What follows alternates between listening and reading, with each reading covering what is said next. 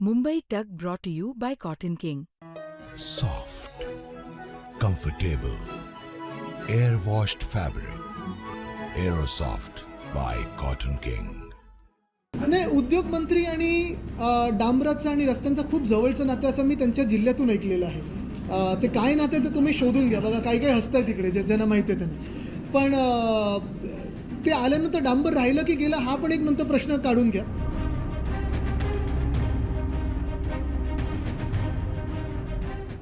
खड्ड्यांवर अलीकडे नेत्यांचं प्रेम उतू चाललंय. मग ते खड्डे कर्जतच्या कोंडिवदेमधले असोत किंवा मग चाकण MIDCतले किंवा हिंजेवाडी IT पार्कमधले. खड्डे पडले की नेते पोहोचतात. पण हे नवं नाही आहे. खड्ड्यांवरचं त्यांचं प्रेम जुनंच आहे. ते सर्वपक्षीय प्रेम आहे. सत्ताधारी खड्डे पडले की लगेच ते बुजवण्यासाठी कॉन्ट्रॅक्ट काढतात. विरोधक खड्डे बघायला जातात आणि कॅमेरे टिपायला जातात. पण तुमच्या आमच्या आयुष्यामध्ये खड्ड्यांमुळं किती मोठं भगदाड पडतं याचा कधी विचार केलाय का? चला बघूया. आपण हिंजेवाडी IT पार्कपासून सुरुवात करू. हिंजेवाडी IT पार्कची स्थापना 2000 सालाच्या दरम्यान झाली.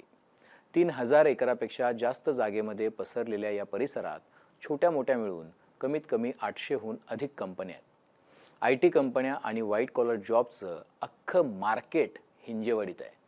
तिकडं अमेरिकेत जशी सिलिकॉन व्हॅली आहे तशी महाराष्ट्राची सिलिकॉन व्हॅली म्हणजे हिंजेवाडी. फरक इतकाच की अमेरिकेत रिसर्च अँड डेव्हलपमेंटसह प्रॉडक्ट निर्माण करण्यावर भर आहे. हिंजेवाडीत मात्र आपले तरुण सर्व्हिसेस देण्यात बिझी आहेत. पण मुद्दा तो नाहीच आहे. या परिसरात रोज किमान 4.5 ते 5 लाख तरुण नोकरीसाठी येतात. Infosys, TCS, Accenture, Tech Mahindra, Capgemini, Cognizant सारख्या कंपन्यांची मांदियाळी इथं आहे. IT सेक्टरमधले सगळे जे ड्रीम जॉब्स आहेत त्याचा पहिला स्टॉप हिंजेवाडी आहे. मग वाया बँगलोर, हैदराबाद, नंतर मग USA वगैरे वगैरे. तर असो, मुद्दा हा की IT कंपनीत नोकरीला येणारी ही मंडळी राहतात कुठं? तर पुणे आणि परिसरात. अगदी वाकडपासून ते तिकडं कात्रजपर्यंत आणि औंधपासून डेक्कनपर्यंत कुठेही. आता दुसरं उदाहरण बघा. चाकण. 1998 पासून इथं उद्योगांनी आपलं बस्तान बसवायला सुरुवात केली. 3,000 कंपन्या चाकण आणि परिसरामध्ये आहेत. चाकण म्हणजे ऑटोमोबाईल हब ऑफ इंडिया किंवा मोटर सिटी. जगाच्या नकाशावर चाकणची हीच ओळख आहे. 3,000 कंपन्यांचं घर म्हणजे चाकण. 750च्या घरात मोठे आणि मध्यम उद्योग आहेत.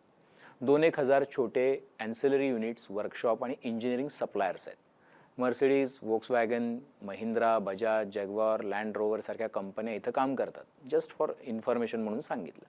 आणि मग त्यांना जे इंजिनिअरिंग कंपोनंट लागतात ते पुरवणारे बॉश चेसिस किंवा JCB, general electrical, Larsen and Toubro सारखे प्लेयर्ससुद्धा इथे आहेत. ही एक प्रकारची अन्नसाखळी आहे.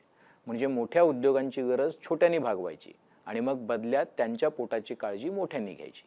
असो, तर इथं काम करणारे लोक कुठे राहतात? तर पिंपरी चिंचवडपासून ते पुण्यापर्यंत म्हणजे 30 किलोमीटरच्या अंतरात.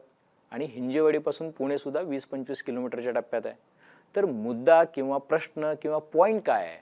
तर या रस्त्यांवर असलेले खड्डे आणि त्यामुळे होणारं स्लो ट्रॅफिक आणि त्यामुळे वाढलेला प्रवासाचा वेळ आणि त्यामुळे होणारा मनस्ताप, पश्चाताप आणि त्याकडं सत्ताधाऱ्यांचं होणारं सपशेल दुर्लक्ष. कारण हेच मुद्दे गेली 10 वर्ष चर्चेत आहेत. पण 10 वर्षात तुमच्या आमच्या आयुष्याशी काय झालंय ऐकायचंय? चला बघूया. हिंजेवाडी ते पुणे हा प्रवास मूळ अर्धा ते पाऊण तासाचा आहे. पण त्यासाठी 1 ते 1.5 तास किंवा त्यापेक्षाही अधिक काळ लागू शकतो. चाकण ते पुणे हा प्रवास 45 मिनिट ते 1 तासांचा आहे.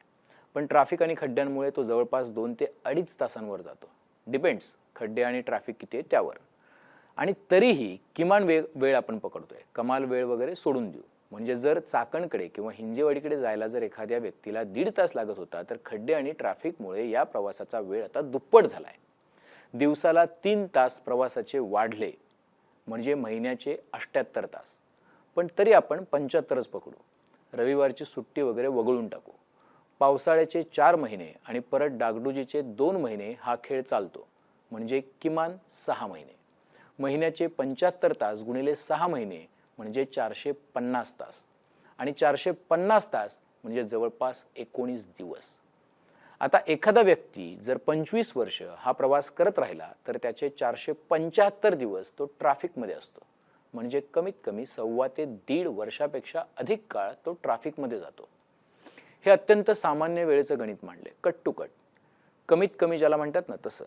बाकी अपघात, सणासुदीमुळे आलेले जाम, VIP मुवमेंटमुळे बंद ठेवलेल्या रस्त्यांमुळे असलेले ट्रॅफिक, वीकेंड वगैरे सगळं वजा करून 1.25 वर्षाचं आयुष्य कमी नसतं.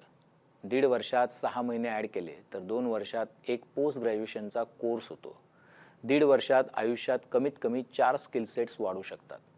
जे पुण्यातले किंवा मुंबईतले लोक केवळ घरी झोपण्यासाठी जातात ते कुटुंबासोबत अधिकचे 3 तास रोज घालवू शकतात.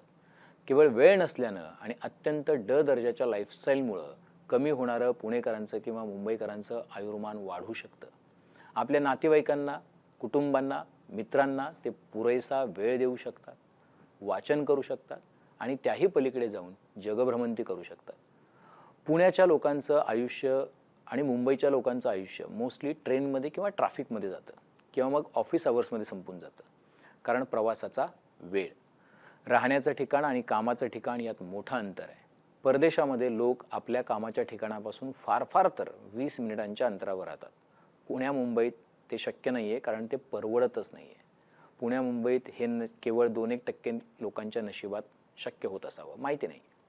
त्यामुळे प्रवासात आयुष्य घालवणाऱ्या मुंबईकरांच्या किंवा पुणेकरांच्या वेदनेत भर टाकणारे लोक कोण आहेत? तर ते आपलेच व्यवस्थेतले लोक आहेत. रस्त्याची कंत्राटं देताना अत्यंत निकृष्ट काम करणाऱ्या कंपन्या कोण निवडतं? रस्त्याची कामं होत असताना त्याचं क्वालिटी कंट्रोल अर्थात दर्जा न तपासता कंत्राटदारांना अभय कोण देतं? रस्त्याच्या कामात निकृष्ट साहित्य वापरलं जातं ते दिसत असूनही केवळ टक्केवारीसाठी त्याकडे दुर्लक्ष कोण करतं? असे अधिकारी, अभियंते, नगरसेवक, महापौर, आमदार, खासदार आणि सत्ताधाऱ्यांवर वचक ठेवण्याची जबाबदारी असणारे विरोधक याकडे किती गांभीर्यानं पाहतात? केवळ युती आघाड्यांच्या गणितासाठी चुकीची कामं करणाऱ्या सत्ताधाऱ्यांना, पक्षांना साथ देणारे मित्रपक्ष आणि नंतर होणारे शत्रुपक्ष हे सगळेजण लोकांचे गुन्हेगार आहेत. घर चालवण्यासाठी आणि घराचं कर्ज फेडण्यासाठी दिवसभर वणवण करणाऱ्या पुण्या मुंबईच्या लोकांची अवस्था ही पिचल्यासारखी झालेली आहे. ते पिचलेलेच लोक आहेत. मुंबई पुण्यातले लोक कधी थांबत नाहीत. त्यांचं स्पिरिट वगैरे सगळं झूट आहे. ते अगतिक आहेत, लाचार आहेत. जर ते थांबले तर त्यांचं घर, मुलांचं शिक्षण, भविष्य सगळं जागेवर थांबतं. रस्त्याच्या बांधणीपेक्षा आपल्याकडे दुरुस्तीवर जास्त खर्च होत असेल तरीही खड्डे आहेत आणि ते जिथे आहेत तिथेच आहेत. नवे आणि जुने खड्डे आता एकोप्यानं नांदू लागलेले आहेत. नेत्या राजकारण्यांप्रमाणे आता खड्ड्यांनीही परिस्थितीशी जुळवून घेतलंय. बाकी खड्ड्यांमुळं ज्या शेकडो लोकांनी अपघातात आपले कुटुंबीय गमावले, ज्यांचे जगण्याचे आधार हिरावले, कमावते हात अकाली गेले, त्यांच्या दुःखाची, शोकाची किंमत होऊ शकत नाही. त्यांच्या केवळ बातम्या होतात. 2 दिवस सहानुभूतीचे कड त्यांच्या वाट्याला येतात. त्या पलीकडे काही होत नाही. असो, माझ्या आधीसुद्धा शेकडो जणांनी हे सांगितलं असेल. अलीकडच्या काळात किंवा त्या टर्ममध्ये सांगायचं झालं तर व्हायरल झालं असेल. पण फरक कोणाला पडतो? हा महत्त्वाचा प्रश्न आहे.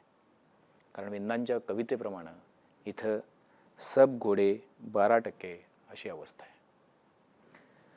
बाकी तुमच्याही काही कमेंट असतील तर त्या निश्चितपणे नोंदवा. तुम्ही प्रवासात असाल तर हा व्हिडिओ पूर्ण बघा, तुमच्या मित्रांना फॉरवर्ड करा आणि ट्रॅफिकमध्ये अडकला असाल आणि थोडासा जास्तीचा वेळ असेल तर 1-2 कमेंट करायला सुद्धा हरकत नाही. बाकी आजच्या सेंटर पॉईंटमध्ये आपण इथेच थांबतोय. पाहत रहा मुंबई तक.